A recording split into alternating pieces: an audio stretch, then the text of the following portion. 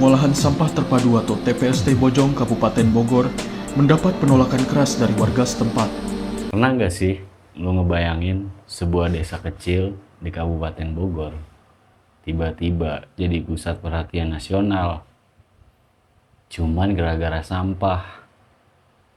Bukan karena gunungan sampahnya yang setinggi gedung, bukan juga karena harta karun di dalamnya, tapi karena proyek yang katanya bisa menyelesaikan masalah sampah Jakarta justru memicu konflik besar yang sampai dikenang sebagai salah satu perlawanan warga paling keras di Bogor.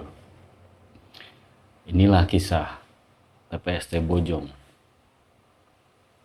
sebuah proyek yang awalnya digadang-gadang menjadi solusi, tapi berubah menjadi sumber kontroversi. Awal mula kita mundur ke awal tahun 2000-an. Pada saat itu Jakarta lagi menghadapi masalah klasik yang gak pernah selesai.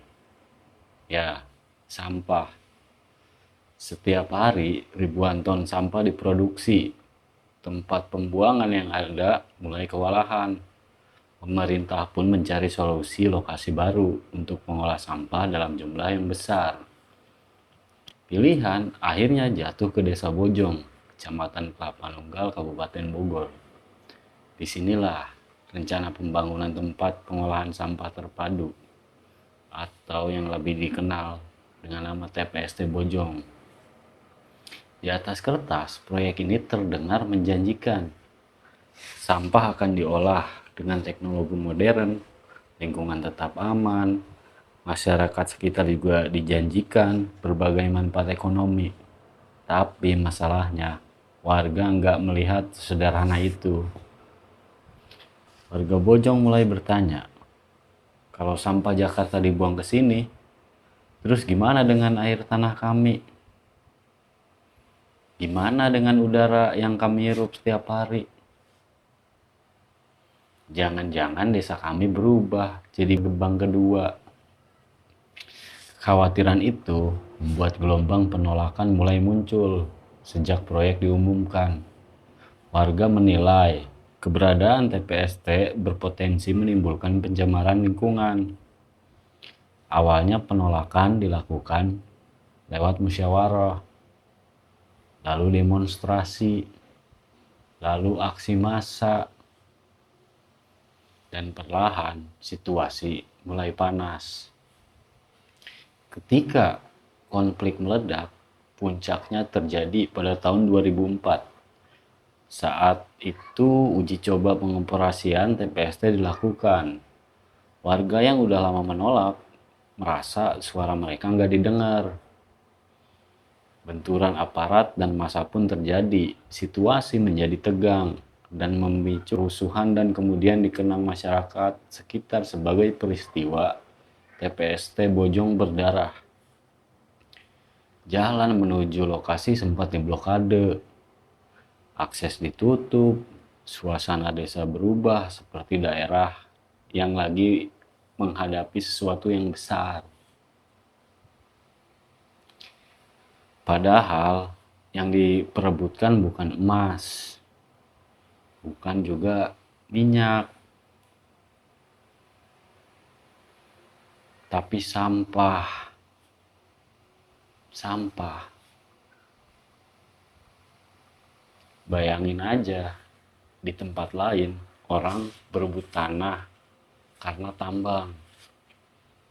Di Bojong, orang berjuang agar kampungnya nggak menjadi tempat pengolahan sampah. Seiring berjalannya waktu, tekanan masyarakat semakin kuat. Operasional TPST nggak pernah berjalan sesuai rencana awal. Konflik yang berkepanjangan membuat proyek tersebut kehilangan dukungan dan akhirnya tidak berkembang menjadi pusat pengolahan sampah yang besar seperti yang direncanakan sebelumnya.